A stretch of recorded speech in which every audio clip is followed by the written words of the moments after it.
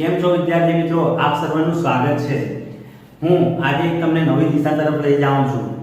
હું ધોરણ 10 ના વિષય ગણિતના તમામ ચેપ્ટરનો સમાવેશ થાય તેવા વિડિયો તૈયાર કરવા જઈ રહ્યો છું, જેની અંદર આજથી શરૂઆત કરવાનું છું ચેપ્ટર નંબર 1, જેનું નામ છે વાસ્તવિક સંખ્યાઓ।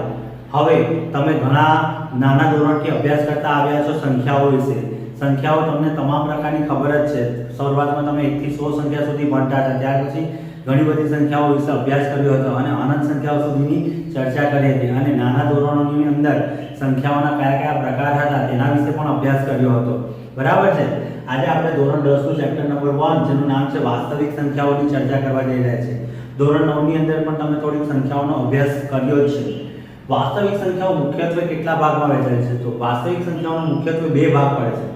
પહેલો ભાગ તમારો સમય સંખ્યાઓ અને બીજો ભાગ તમારો અસમય સંખ્યાઓ, એમ બે ભાગમાં વાસ્તવિક સંખ્યાઓનું વહેંચાયેલું છે। સમય સંખ્યાઓ કોને કહી શકાય? તો જે સંખ્યાઓને p ના છેદમાં q સ્વરૂપમાં દર્શાવી શકાય તેવી તમામ સંખ્યાઓને સમય સંખ્યામાં સમાવેશ થાય છે।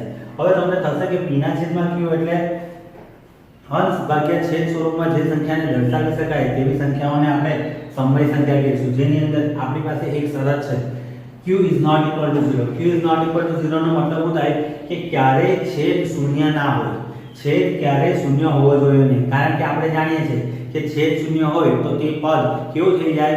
અવ્યાખ્યાયિત પદ થઈ જાય। અને આપણે વર્ષોથી અભ્યાસ કરતા આવ્યા છે, તમારા ટીચર્સોએ પણ તમને કીધું છે છેદમાં શૂન્ય ક્યારે આવે નહીં। હવે વાત કરું આ p અને q લેવાના ક્યાંથી? તો p અને q આપણે લેવાના છે પૂર્ણાંક સંખ્યાના ગણમાંથી, એટલે કે z માંથી લેવાના છે, બરાબર છે। વાત કરું એના ઉદાહરણની, તો કેવા પ્રકારના ઉદાહરણ હોઈ શકે સમય સંખ્યાના? તો સમય સંખ્યાનું એક ઉદાહરણ છે 5/7। આ અંશમાં 5 છે, છેદમાં 7 છે, તો આ p/q સ્વરૂપ છે, એટલે 5/7 એ તમારું સમય સંખ્યામાં સમાવેશ થાય છે। ત્યાર પછી -3/71, -3 એ તમારી ઋણ સંખ્યા છે, તે ક્યાંથી આવેલી છે? પૂર્ણાંક સંખ્યામાંથી આવેલી છે। અને 71 પણ ક્યાંથી આવેલું છે? પૂર્ણાંક સંખ્યામાંથી, એટલે કે અંશની અંદર પૂર્ણાંક સંખ્યા, છેદની અંદર પૂર્ણાંક સંખ્યા, એટલે -3/71 એ પણ તમારી કેવી સંખ્યા છે? સમય સંખ્યા। વાત કરું 4/-5, આ પણ પૂર્ણાંક બંને પૂર્ણાંક સંખ્યા p/q સ્વરૂપ જોવા મળે છે, એટલે સમય સંખ્યા છે। વર્ગમૂળમાં 4 ની વાત કરતો વર્ગમૂળમાં 4 નું વર્ગમૂળ શું નીકળે? તો તમે જાણો છો 4 નું વર્ગમૂળ 2 નીકળે, એટલે 2 પણ તમારી કેવી સંખ્યા થાય? સમય સંખ્યા। વર્ગમૂળમાં 4 પણ કેવી સંખ્યા થાય? સમય સંખ્યા। 3 ને આપણે p ના છેદમાં q સ્વરૂપમાં દર્શાવી શકાય, તો 3 ના છેદમાં જો હું 1 લખું તો 3 ના છેદમાં 1 એટલે કે p/q સ્વરૂપ છે, તો આ પણ તમારી p/q સ્વરૂપ બને છે, એટલા માટે એ સમય સંખ્યા છે। આ સ્વરૂપ થયા આટલેથી આટલા જે તમારા p/q સ્વરૂપ છે। હવે હું તમને ચર્ચા કરું કે એના સિવાય બીજી કોઈ પ્રકારની સમય સંખ્યા હોઈ શકે? તો ધોરણ 9 ની અંદર આપણે અભ્યાસ કર્યો હતો તે મુજબ આપણે સમય સંખ્યાનું એક અનંત સ્વરૂપ જોયું હતું, બરાબર છે। એ અનંત સ્વરૂપની ચર્ચા કરું તો 1.22222 એટલે કે પોઈન્ટ પછી શેનું રિપીટેશન થાય છે? પુનરાવર્તન થાય છે, તો 2 એ પુનરાવર્તિત થાય છે, એટલે કે અનંત સુધી 222 સુધી આવે છે, પરંતુ પુનરાવર્તન 2 નું થઈ રહ્યું છે, એટલા માટે 1.222222 એ કેવી પ્રકારની સંખ્યા છે? સમય સંખ્યા। બીજું એક ઉદાહરણ લેવું તો 1.010110, તો દશાંશ ચિહ્ન પછી શેનું પુનરાવર્તન થાય છે? 01 નું પુનરાવર્તન થાય છે, એટલા માટે 1.010101 અનંત સુધીની સંખ્યાને આપણે શેમાં સમાવેશ કરીશું? સમય સંખ્યાઓમાં સમાવેશ કરીશું। હવે આ જે સ્વરૂપ જે છે તે કેવા પ્રકારનું સ્વરૂપ છે? તો આ દશાંશ પૂર્ણાંક પછી અનંત સુધી વિસ્તરેલું છે, રાઈટ છે। અને બીજું કે દશાંશ ચિહ્ન પછી સંખ્યાઓનું શું થઈ રહ્યું છે? અવારનવાર પુનરાવર્તન થઈ રહ્યું છે, એટલા માટે એને જેનું પુનરાવર્તન થાય તેવા પ્રકારની સંખ્યાને આપણે આવૃત સંખ્યાઓ કહીશું। એટલે કે આ જે સ્વરૂપ બની રહ્યું છે સમય સંખ્યાનું, એ અનંત અને આવૃત સ્વરૂપ બની રહ્યું છે। તો સમય સંખ્યાનું એક સ્વરૂપ તમને ખબર પડી, આ p/q સ્વરૂપ, ને આ સ્વરૂપ જે છે તે અનંત અને આવૃત સ્વરૂપ। હજી પણ એક આપણી પાસે સ્વરૂપ છે જેને આપણે શાંત સ્વરૂપ કહીએ, જેવી રીતે દાખલા તરીકે 4/5 લેવો તો એનો જો તમે ભાગાકાર કરો તો 0. સમથિંગ જવાબ આવે, પણ એનું સ્વરૂપ જે છે તે શાંત, એટલે દશાંશ ચિહ્ન પછી અમુક જ નંબર સુધી એનું આગળ વધતું હોય છે, એટલે આવા પ્રકારના અમુક સ્વરૂપ જે છે તે શાંત સ્વરૂપ પણ હોય છે. ટૂંકમાં સમય સંખ્યાનું 3 સ્વરૂપ જોયું, એક p/q સ્વરૂપ, બીજું અનંત અને આવૃત સ્વરૂપ અને ત્રીજું શાંત સ્વરૂપ. દાખલા તરીકે એક ઉદાહરણ આપું, અહીં લખ્યું નથી, 4.25 એક એવું સ્વરૂપ છે, શાંત સ્વરૂપ છે. આટલો ખ્યાલ આવ્યો. ચલો હવે આપણે આગળ ચર્ચા કરીએ. સમય સંખ્યાની અંદર બીજી કઈ સંખ્યાઓનો સમાવેશ થાય? તો સમય સંખ્યાની અંદર સૌપ્રથમ વાત કરું તો પ્રાકૃતિક સંખ્યાઓ, જે તમે ધોરણ 8 ની અંદર અભ્યાસ કર્યો છે, 7 ની અંદર અભ્યાસ કર્યો હશે. તો પ્રાકૃતિક સંખ્યાઓને આપણે નેચરલ નંબર્સ કહીએ છીએ અને નેચરલ નંબરને કેપિટલ N વડે દર્શાવવામાં આવે છે. એટલે પ્રાકૃતિક સંખ્યાને કેપિટલ N થી દર્શાવીશું. એની અંદર કઈ સંખ્યાઓનો સમાવેશ થાય? તો તમામ ધન પૂર્ણાંક સંખ્યાઓનો સમાવેશ એ આપણે પ્રાકૃતિક સંખ્યાઓમાં કરીશું, જે 1 2 3 4 5 6 7 8 અનંત સુધીની સંખ્યાઓનો સમાવેશ થાય છે, જેને આપણે પ્રાકૃતિક સંખ્યાઓ કહીશું. હવે જો આ 1 2 3 4 5 6 7 8 ની અંદર એક નવી સંખ્યા ઉમેરી દઉં, જેને હું 0 કહું, તો 0 એ આપણી કઈ સંખ્યા બને? પૂર્ણ સંખ્યા બને. પૂર્ણ સંખ્યાને શેના વડે દર્શાવાય? W વડે દર્શાવાય. W એટલે શું? Whole number. તો પૂર્ણ સંખ્યાને દર્શાવવા માટે આપણે કેપિટલ W નો ઉપયોગ કરીશું, જેની અંદર તમામ ધન પ્રાકૃતિક સંખ્યાઓનો સમાવેશ થાય એઝ વેલ એઝ શૂન્યનો સમાવેશ થાય છે. હવે આગળ ચર્ચા કરું તો પૂર્ણાંક સંખ્યાઓ. પૂર્ણાંક સંખ્યાઓ એટલે કે તમામ ધન પ્રાકૃતિક સંખ્યાઓ, ઋણ સંખ્યાઓ અને શૂન્યનો સમાવેશ કરતો એક ગણ તૈયાર કરવામાં આવે. તો 0 1 2 3 4 5 6 અનંત સુધી, આ બાજુ -1 -2 -3 અનંત સુધી. તો આ કેવી સંખ્યાઓ છે? ધન પ્રાકૃતિક સંખ્યા, ઋણ પ્રાકૃતિક સંખ્યા અને શૂન્યનો સમાવેશ થઈને આપણને પૂર્ણાંક સંખ્યાઓ મળશે. પૂર્ણાંક સંખ્યાઓને આપણે દર્શાવવું છે z વડે, જે ધોરણ 9 ની અંદર આપણે ઝેલિન શબ્દ સાંભળ્યો હતો. ઝેલિન એટલે સંખ્યાઓ થાય, એના પરથી પૂર્ણાંક સંખ્યાઓનો જે સંકેત છે તેને z દર્શાવવામાં આવ્યો છે. હવે ચર્ચા કરું તમને થોડી બીજી. તો આ થઈ સમય સંખ્યાઓની વાત થઈ. હવે વાત કરું અસમય સંખ્યાઓ. અસમય સંખ્યાઓ કોને કહી શકાય? સમય સંખ્યાઓની વાત કરું તો p/q સ્વરૂપમાં દર્શાવી શકાય, જેને સમય સંખ્યાઓ કીધી હતી. હવે અસમય સંખ્યાઓની વાત કરું તો અસમય સંખ્યા એટલે એવી સંખ્યાઓ જેને p/q સ્વરૂપમાં દર્શાવી શકાય નહીં, એવી સંખ્યાઓને આપણે અસમય સંખ્યાઓમાં વર્ગીકૃત કરીશું. રાઈટ છે? આટલું સમજ પડી.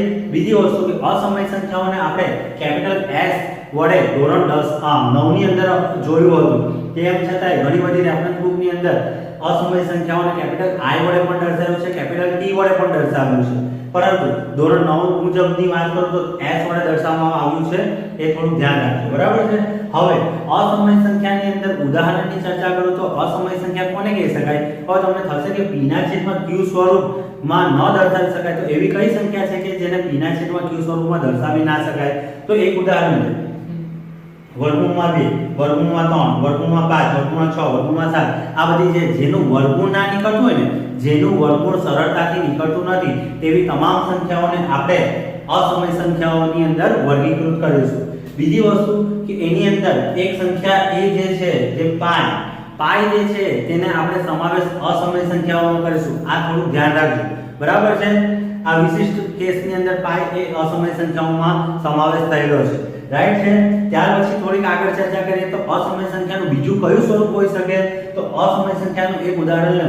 એક પોઈન્ટ, આ દશાંશ ચિહ્ન, પોઈન્ટ પછી શું આવ્યું? 12 13 14 15 16 17 18 19 અનંત સુધી જાય. તો પોઈન્ટ પછી 12 13 એટલે કે સંખ્યાઓનું પુનરાવર્તન થતું નથી. 12 પછી 13 આવી, 13 પછી 14 15 16 એવી રીતના અવારનવાર સંખ્યાઓ આગળ ને આગળ જાય છે, અનંત સુધી વિસ્તરેલી છે, પરંતુ એનું પુનરાવર્તન થતું નથી. તેથી આવા પ્રકારની સંખ્યાને આપણે શેમાં સમાવેશ કરીશું? અસમય સંખ્યાઓમાં સમાવેશ. બીજું એક ઉદાહરણ લો. 8 1 2 22 23 24 25 અનંત સુધી. આ સંખ્યા દશાંશ ચિહ્ન પછી અનંત સુધી આવેલી છે, પરંતુ એનું પુનરાવર્તન થતું નથી. આપણને સરળ પડે તે માટે એક ઉદાહરણ 8 21 22 23 એ રીતના લીધું છે, જે અસમય સંખ્યાઓને ઓળખવામાં મદદ કરશે આપણને. ત્યાર પછી એક ઉદાહરણ 5.10 100 1000 લાખ 10 લાખ એવી રીતના અનંત ને અનંત સુધી જયા કરે, પરંતુ કોઈ પણ સંખ્યાનું પુનરાવર્તન થતું નથી. સંખ્યાનું પુનરાવર્તન એટલે હું જે રીતના આમાં કીધેલું ને 1.222 તો 2 નું પુનરાવર્તન સતત થઈ રહ્યું છે. આની અંદર એવું નથી તો 10 તો 10 નું પુનરાવર્તન નથી, તો એટલે 100 આવ્યા પાછા, એટલે 1000 આવ્યા. તો એવા પ્રકારની સંખ્યાને આપણે અસમય સંખ્યાઓમાં ગણતરી કરીશું. બીજી વસ્તુ કે આ અસમય સંખ્યાઓને બીજા કયા નામેથી ઓળખી શકાય? તો આ જે સ્વરૂપ જે છે તેને આપણે અનંત સુધી વિસ્તરેલું છે, એટલે અનંત. અને બીજું 12 13 14 15 એટલે કે સંખ્યાઓ બદલાયા કરે છે, એટલે અનંત અને અનાવૃત. અનાવૃત કેમ? કારણ કે એનું પુનરાવર્તન થતું નથી, એટલે એને અનંત અને અનાવૃત સ્વરૂપમાં દર્શાવવામાં આવ્યું છે. હવે ચર્ચા કરું તમને સમય સંખ્યા અને અસમય સંખ્યાઓ એ વાસ્તવિક સંખ્યાઓનો બે ભાગ હતા, એની ચર્ચા કરી ગયો. હવે ધોરણ 10 ની અંદર આપણે શું અભ્યાસ કરવાના છે તેની ચર્ચા કરું. આ બધું જે ચર્ચા થઈ તે ધોરણ 9 સુધી થઈ ગઈ હતી. હવે આપણે ધોરણ 10 ની અંદર શું અભ્યાસ કરવાના છે તેની ચર્ચા કરું. તો ધોરણ 10 ની અંદર ચેપ્ટર 1 ની અંદર યુક્લિડની ભાગ પ્રવિધિ, જેનો ઉપયોગ ગુરુત્તમ સામાન્ય અવયવ એટલે કે ગુસા શોધવા માટે કરવાના છે, તેનો અભ્યાસ કરીશું. ત્યાર પછી ગુસા અને લસા ધોરણ 9 ની અંદર અને ધોરણ 8 ની અંદર અવિભાજ્ય અવયવની રીતે ગુસા શોધતા હતા, એનો અભ્યાસ કરીશું. ત્યાર પછી ગુસા અને લસા વચ્ચેનો સંબંધ કેવો છે, એના માટેનું કયું સૂત્ર લાગુ પડે છે, એનો અભ્યાસ કરીશું. ત્યાર પછી સમય સંખ્યાના સ્વરૂપની ચર્ચા કરવાના છે. જે સમય સંખ્યાનું સ્વરૂપ આપણે ઓલરેડી ડિસ્કસ કરી ગયા, p/q અને અનંત આવો, અને એક 4.25 ઉદાહરણ આપ્યું શાંત સ્વરૂપની, બરાબર છે. તો સમય સંખ્યાનું સ્વરૂપ શાંત છે, અનંત અને આવૃત છે, એ ડાયરેક્ટ આપણે પ્રમેયની મદદથી કઈ રીતના જોઈ શકીશું તેની ચર્ચા કરીશું. ત્યાર પછી બીજી આગળ વાત કરું તો એની અંદર ચેપ્ટરની અંદર અભ્યાસ કરવાનો છે અસમય સંખ્યાઓનો, જેની અંદર વર્ગમૂળ 2, વર્ગમૂળ 3, વર્ગમૂળ 5, વર્ગમૂળ 7 એવા બધા જેનું વર્ગમૂળ નથી નીકળતું તેવી બધી સંખ્યાઓ અસમય સંખ્યા શા માટે છે તેના માટેની એક થિયરી જોવાના છે, જેને આપણે પ્રમેય તરીકે લેવાના છે. તો એનો પણ આપણે અભ્યાસ કરવાના છે. હવે આપણે ભાગાકારનું પૂર્વ પ્રમેય, જેને યુક્લિડની ભાગ પ્રવિધિ સાથે સરખાવીને કામ કરવાના છે, તેની ચર્ચા કરીશું. તો હવે ભાગાકારનું પૂર્વ પ્રમેય વિશે અભ્યાસ કરીશું. હવે આપણે યુક્લિડની ભાગાકારની પૂર્વ પ્રમેયની ચર્ચા કરીશું. કેવી રીતના ભાગ પ્રવિધિ અસ્તિત્વમાં આવી છે અને કેવી રીતના એનો ઉપયોગ કરવાના છે તેની ચર્ચા કરવા માટે આપણે થોડાક ઉદાહરણો જોઈએ. સૌપ્રથમ પૂર્ણાંકોની જોડીઓની વાત કરીએ તો આ પૂર્ણાંક સંખ્યાઓ 17 અને 6 લીધી, 5 અને 12 લીધી, 20 અને 4 લીધી. તો જો 17 અને 6 ની અંદર જો હું 17 ને 6 વડે ભાગું તો 6 દુ 12 થાય, બરાબર છે. કેટલા વધ્યા? 5 વધ્યા. એમ જ રહેવાય. પછી સમજાવું છું. 5 ને જો હું 12 વડે ભાગવાનો પ્રયત્ન કરું તો 12 0 12 0 0 થાય. કેટલા આવે જવાબ? 0 આવે. 5 માંથી 0 જાય તો કેટલા વધે? 5 વધે. એવી રીતના 20/4 કરવાનું છે. કેટલા કરવાનું છે? 20/4. તો 4 50 કેટલા થવાના? તમારા 20 થવાના. તો આ શું આવ્યું? 0 આવ્યું. હવે આ જે 17 જે છે, 6 છે, 2 છે, 5 છે, તો આ 17 બરાબર મારે લખવું હોય તો હું આવું લખવાનો પ્રયત્ન કરું.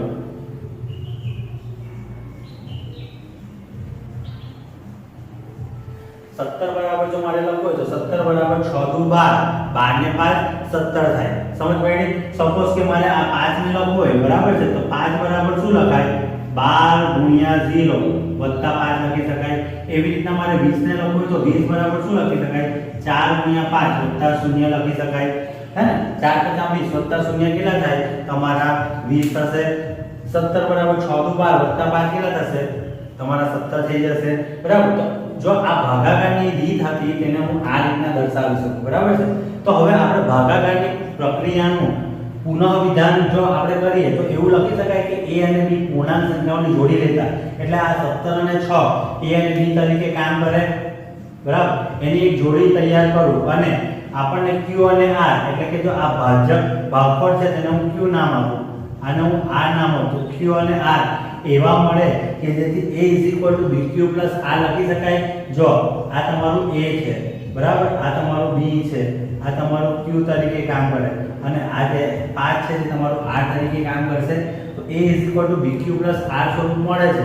હવે તમે આ સ્વરૂપ મળ્યું એ તમે ધ્યાન આપ્યું. હવે વાત કરું કે આ કન્ડિશન શું લખી છે, તો કન્ડિશનની અંદર r એટલે કયું? તમારું શેષ. શેષ એ તમને કેવી મળવાની? તો શેષ એ 0 અને b ની વચ્ચે મળવાની.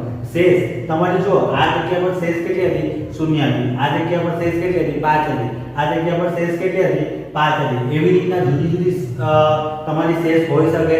એટલે કે તમે શેષનો જો નિરીક્ષણ કર્યું હોય તો શેષ હંમેશા એ કોના કરતા નાની દેખાય છે? તો સૌપ્રથમ તો વાત કરું 0 કરતા મોટી દેખાય છે અને b કરતા નાની. તો b તરીકે કોને કામ કરેલું આપણે? આ તમારું a હતું, 17 એ તમારા a હતા અને આ જે 6 જે છે ને તે b હતા. તો શેષ હંમેશા કેવી છે? જો આટલે શેષ 5 એ કોના કરતા નાની છે? 6 કરતા નાની છે. આ 5 એ કોના કરતા નાની છે? b એટલે કે 12 કરતા નાની છે. આ શેષ જે 0 છે એ કોના કરતા નાની છે? b કરતા નાની છે. એટલે કે શેષ એ 0 હોઈ શકે. જો આ કન્ડિશનની અંદર શેષ 0 આવે છે આ કન્ડિશનમાં 5 અને 5 આવી રહી છે તો શેષ a કેવા પ્રકારની હોઈ શકે શેષ a b એટલે કોણ ભાજ્ય સોરી b એટલે કોણ ભાજક એટલે આ જગ્યા બરાબર છે આ તમારું ભાજક છે હા ને આ તમારું ભાજક છે તો b જે છે એ તમારું ભાજક છે ભાજક કરતા શેષ હંમેશા કેવી હશે નાની હશે અને એક વખત જોયું તો એમાં આપણે ઉદાહરણમાં શેષ એ શૂન્ય પણ આવતી હતી બરાબર છે તો આ તમને ખ્યાલ આવ્યો હવે આપણે વાત કરીશું યુક્લિડનું પૂર્વ પ્રમેયની ચર્ચા કરવાના છે જે પ્રમેય 1.1 તરીકે દર્શાવવામાં આવ્યું છે તો પ્રમેય 1.1 ની અંદર શું કહેવામાં આવ્યું છે કે આપેલ ધન પૂર્ણાંકો કયા પૂર્ણાંકો આપેલ ધન પૂર્ણાંકો કયા લીધેલા આપણે લીધે ને 17 6 5 12 20 4 એ બધા ધન પૂર્ણાંકો હતા a અને b માટે તો એને આપણે a અને b ગણવાના છે ને સંગત અનન્ય અનુરૂપ પૂર્ણાંકો q અને r q એટલે શું બાપળ r એટલે શું શેષ એવા મળતા હતા કે જેથી કરીને a bq r થતો હતો આ કહ્યું ને આપણે a bq r a bq r એવી રીતના આટલે તમને દર્શાવ્યું a bq r થતો હતો જેની અંદર આપણે બીજી પણ એવી ચર્ચા કરી કે r એટલે કે શેષ તમારી a ભાજક કરતા નાની અથવા શૂન્ય હોઈ શકે એટલે શૂન્યથી મોટી અને ભાજક કરતા નાની હોઈ શકે આટલી સમજ પડી હંમેશા ભાજક કરતા નાની હશે ભાજક કરતા મોટી નહીં હોય કે ભાજક જેટલી પણ નહીં હોય સમજ પડી બીજી વસ્તુ q એ જે છે તે કેવું સંખ્યા છે અનુરૂપ પૂર્ણાંક છે q અને r બંને સાથે શૂન્ય ન હોઈ શકે એટલે આપણે જોઈએ આ r શૂન્ય છે તો q શૂન્ય થાય બંને એક સાથે શૂન્ય ના હોઈ શકે એટલા માટે આ એક શરતનું પણ પાલન થવું જોઈએ ત્યાર પછી યુક્લિડની ભાગ પ્રવિધિ જે છે તે આ પૂર્વ પ્રમેય પર આધારિત છે समझ में a is equal to bq plus r where 0 is less or equal to r less than b એટલે શૂન્ય લઘુત્તમ બરાબર r લઘુત્તમ b જેના તેના જેવું છે બરાબર એટલે આ પૂર્વ પ્રમેય પર આધારિત આપણે યુક્લિડના દાખલા જોવાના છે તો હવે યુક્લિડના દાખલા લઈએ ઓકે હવે આપણે યુક્લિડની ભાગાકારના પૂર્વ પ્રમેયનો ઉદાહરણ દ્વારા અભ્યાસ કરીએ કે કેવી રીતના યુક્લિડની ભાગાકારનો પૂર્વ પ્રમેય લાગુ પડે છે અને એના સોપાન જે ટેક્સ્ટબુકમાં આપ્યા છે તેનો ઉપયોગ કેવી રીતના આની સાથે સંગત થયો છે તેનો આપણે ચર્ચા કરીશું બરાબર છે દાખલા કરવાનો હોય ત્યારે તો આપણે રીત શીખી જઈએ એટલે આ પછી સોપાનનો ઉપયોગ નથી કરવાના સોપાન તો એની જગ્યા પર સમજવા માટે છે પરંતુ આપણે જ્યારે દાખલા ગણીશું ત્યારે ઉપયોગ ન થાય પરંતુ આપણે આ યાદ રાખવાનું હોતું નથી પરંતુ આ દાખલાને સમજવા માટે સોપાન સાથે સરખાવવાના છે 455 અને 42 નો ગુસાઅ શોધો તો 455 એ 42 કરતા મોટા છે એટલે 455 ગ્રેટર ધેન 42 કહી શકાય હવે યુક્લિડનો પૂર્વ પ્રમેયનો એમાં ઉપયોગ કરવાના છે તો a બરાબર 455 લીધું અને b બરાબર 42 લીધું હવે 455 ને આપણે 42 વડે ભાગીએ તો 42 એકા 42 3 વધ્યા ઉપરથી 5 ઉતાર્યો ભાગ 35 એ નાના છે 42 એ મોટા છે એટલે ભાગની ચાલે તેનું શૂન્ય એટલે હવે હું 455 ને મારે લખવું હોય તો કેવી રીતના લખી શકું તો 445 is equal to what 42 into 10 plus 35 લખી શકાય તો 455 ને હું યુક્લિડના ભાગાકારના પૂર્વ પ્રમેય મુજબ આ રીતના દર્શાવી શકું રાઈટ છે હવે વાત કરું કેવી રીતના હવે બીજું શું કરવાનું છે બીજું સ્ટેપ તો આ સ્ટેપ 1 ની વાત છે હવે આ જે 42 છે બરાબર તેને આપણે શેના તરીકે લેશું ભાજ્ય તરીકે અને આ 35 છે તેને આપણે ભાજક તરીકે લેવાના છે બરાબર છે તો 42 ને હું ભાજ્ય તરીકે લઉં અને 35 ને હું ભાજક તરીકે લઉં તો આ પ્રકારની એક પરિસ્થિતિ બને કે 42 ને 35 વડે ભાગવું પડે તો 35 એકા 35 શેષ છે 7 હોય તો 42 ને મારે લખવું હોય તો યુક્લિડના પૂર્વ પ્રમેય મુજબ શું લખી શકાય તો 42 બરાબર શું લખી શકાય 42 બરાબર 35 ગુણ્યા 1 7 લખી શકાય આ લખી શકાય બરાબર છે હવે આ પ્રક્રિયા પાછી પુનરાવર્તિત કરું તો 35 જે છે તે 35 ને હું ભાજ્ય તરીકે લઈશ અને 42 જે છે તેનું કામ તો પતી ગયું 7 ને હું ભાજક તરીકે લઈશ બરાબર છે તો શું થશે તો આટલે મારી પાસે આવી જશે ભાજ્ય તરીકે 35 આટલે મારી પાસે આવી જશે 7 તરીકે ભાજક અને 7 ના ઘડિયામાં 7 50 35 તો આપણને ડાયરેક્ટ આવડે એટલે 7 50 35 શેષ શું વધવાની તો શેષ આપણી શૂન્ય વધવાની તો આપણો દાખલો આટલે સુધી કમ્પ્લીટ થઈ જાય તેનો યુક્લિડના ભાગાકારના પૂર્વ પ્રમેય મુજબ ગુસાઅ શોધવા માટેનું કામ આટલે પૂરું થઈ જાય છે પરંતુ હજુ એક સ્ટેપ એવું બતાવવાનું છું કે કેમ આટલે અટકી ગયું, બરાબર છે? તો હવે આપણે જે પ્રમાણે કહ્યું 455 42 ગુણ્યા 10 વત્તા 35 એટલે આ 42 ને ભાજ્ય લીધો, આ 35 ને ભાજક લીધો, એ રીતના એટલે 35 ને પાછું ભાજ્ય લીધો, 7 ને ભાજક લીધો. તો આ પ્રક્રિયા કરવાની છે ક્યાં સુધી? તો આ 35 7 અને 5 આ કમ્પ્લીટ થયું. હવે કામ શું કરવાનું છે? 7 ને મારે લખવું હોય તો 7 ને મારે ભાજ્ય તરીકે લઈ શકાય, બરાબર? હવે 0 ને ભાજક તરીકે લઈ શકાય તો મારે આટલે મૂકવું પડે. તો 0 ગુણ્યા કેટલા કરો? 0. તો 0 ગુણ્યા 0 તો 0 થાય. તો શું શેષ શું વધે? ફરીથી આપણે 7 વધવાની ને, બરાબર? 7 ને હું 0 વડે ભાગું તો શું થવાનું? 8 થવાનું છે, બરાબર? એટલે મારો છેલ્લો અંતિમ શૂન્યોત્તર પૂર્ણાંક એટલે કે શૂન્ય ન હોય તેવો અંતિમ શૂન્ય, આ શેષ મારી શૂન્ય હોય, અંતિમ શૂન્યોત્તર શેષ કેટલી વધી છે મારી? તો આ જગ્યા પર જોઈએ તો 7 વધી છે. એટલા માટે આપણે શું કહી શકીએ કે 42 455 અને 42 નો ગુસાઅ કેટલો થશે? 7 થશે. કેટલો થશે? 7 થશે. હવે આને આપણે અવિભાજ્ય અવયવની રીતે પણ જોવું હોય તો જોઈ શકીએ, કારણ કે એમાં ચેક કરવું છે કે ભાઈ સાચો છે કે ખોટો. તો અવિભાજ્ય અવયવની રીતના કરી નાખીએ. આ સ્ટેપ જે છે, આ જે સ્ટેપ છે તે આપણે કરવાનું થતું નથી, બરાબર? કેમ? કારણ કે આપણને ખબર છે કે આટલે શેષ શૂન્ય વધી ગઈ તો એના ઉપરની અંતિમ શૂન્યોત્તર શેષ કેટલી વધી? 7 વધી. એટલે કે આને આપણે શેના તરીકે લઈશું? ગુસાઅ તરીકે લઈશું, બરાબર? 455 અને 42 ના ગુસાઅ તરીકે આને લઈશું. આટલું સમજ પડી? આ સ્ટેપ કરવાનો નથી, આ ફક્ત સમજાવવા માટે છે કે ભાઈ આપણું સ્ટેપ ક્યાં સુધી આગળ વધે? તો આ શૂન્ય વધે તો કઈ આગળ વધવાનું આટલે જ આપણે અટકી જઈએ છીએ, બરાબર છે? હવે ગુસાઅ શોધવા માટે 455 અને 42 નો અવિભાજ્ય અવયવની રીતે ગુસાઅ શોધવો હોય તો આપણે આવી રીતના કરતા હતા. 455 ને આપણે અવિભાજ્ય અવયવના સ્વરૂપમાં લખતા હતા ધોરણ 8 ની અંદર. તો 455 બરાબર 5 ગુણ્યા 7 ગુણ્યા 13 કરતા હતા અને 42 અને 2 તાલી 6 7 42 થતું હતું, અવિભાજ્ય અવયવો હતા. તો આને 42 ને 2 3 અને 7 ના સ્વરૂપમાં દર્શાવી શકતા હતા. હવે આ બંનેની અંદર ગુસાઅ શોધવાનો. ગુસાઅ એટલે શું? એ આપણને ખબર છે, ગુરુત્તમ સામાન્ય અવયવ. તો આ બંનેમાંથી આના અવયવ આ છે, આના અવયવ આ છે, બરાબર? તો આ બંનેમાંથી ગુરુત્તમ અવયવ કયો દેખાઈ રહ્યો છે તમને? તો બંનેની અંદર 7 આવી રહ્યો છે, જે બંનેની અંદર મોટામાં મોટો અવયવ છે, જેને આપણે શું ગણીશું?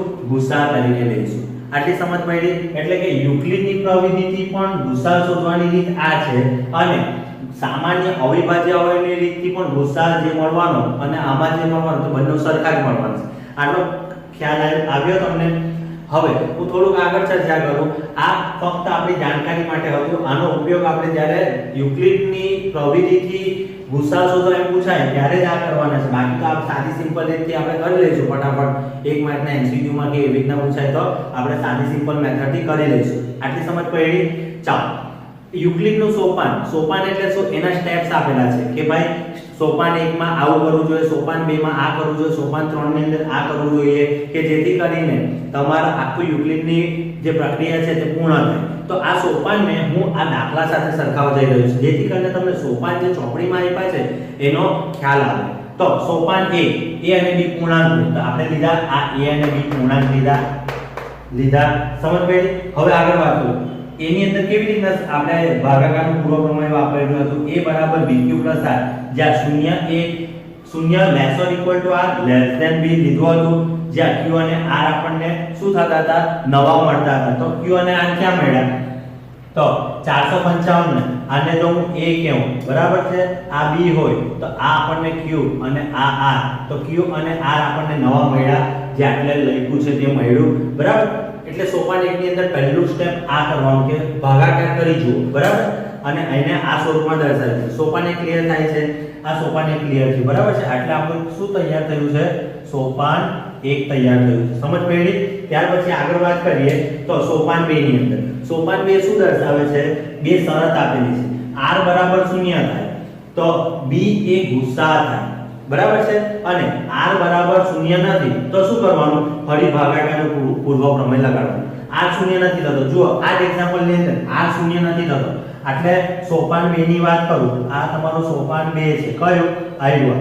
42 ને 35 વડે ભાગ્યું, બરાબર છે? તો આ આપણને શેષ, અને આપણે R કીધેલું ને ઉપરના દાખલામાં સમજાવ્યું તેમાં, તો R એ 0 થાય છે? ના, નથી થતું. આ શૂન્ય નથી થતું એટલા માટે શું કર્યું આપણે ફરીથી એનો ઉપયોગ કર્યો કે 42 બરાબર 35 ગુણ્યા 1 વત્તા 7 આ શૂન્ય થયું નથી થયું તો આપણે શું કરવાનું ભાગાકારનું પૂર્વ પ્રમેય ફરી લગાડવાનું છે તો 35 એ તમારા ભાજ્ય તરીકે લીધેલું 7 એ તમારી ભાજક તરીકે લીધું 7 × 35 વત્તા 0 હવે આ શૂન્ય થઈ ગયું બરાબર એટલે સોપાન 2 એટલે બંને સ્ટેપ પતી ગયા શૂન્ય નહીં થાય તો ભાગાકારનું પૂર્વ પ્રમેય ફરી લગાડવાનું અને શૂન્ય થઈ જાય તો b એ ગુસા થાય તો આ શૂન્ય થઈ ગયું તો આની અંદર b કયો હતો તમને ખબર પડે ને a બરાબર bq r છે તો r એ શૂન્ય થયો દેખાય છે તમને તો આની અંદર b કોણ છે b એ 7 છે તો આ b જે 7 છે ને એ તમારો શું થશે ગુસા થશે તો આ જે સેકન્ડ સોપાનનો છે તે તમને ખ્યાલ આવ્યો બરાબર હવે આગળ ચર્ચા કરું સોપાન 3 ની વાત કરું તો સે શૂન્ય ન મળે એટલે કે r બરાબર શૂન્ય થાય ત્યાં સુધી પ્રક્રિયા કરો એટલે કે r બરાબર શૂન્ય થાય ને ત્યાં સુધી આપણે પ્રક્રિયાને કન્ટિન્યુઅસ કરવાની છે r શૂન્ય ન થાય તો ભાગાકારનું પૂર્વ પ્રમેય ફરી લગાડવાનું છે અને r શૂન્ય થઈ જાય ત્યારે આપણે અટકી જવાનું ત્યારે શું કહેવાનું કે b એટલે કે પેલો ભાજક જે આગળ તમને બતાવ્યું ને આવ્યા બરાબર એ તમારી શું થશે ગુસા થશે અથવા આ ની સમજ પડે અને આ જો તમારું દેખાય ને આ સોપાન પ્રમાણે આ આપણને ખબર પડે કે ગુસા 7 થવાનો પરંતુ જો આપણને એવું લાગે કે સર તમે ત્યાંના કીધું કે શૂન્ય એ તમારી શેષ છે તો અંતિમ શૂન્ય શેષ સમજ પડે છે કે આ છે એટલે 7 છે ઓકે તો હવે આપણે પછી દાખલા જોઈશું બરાબર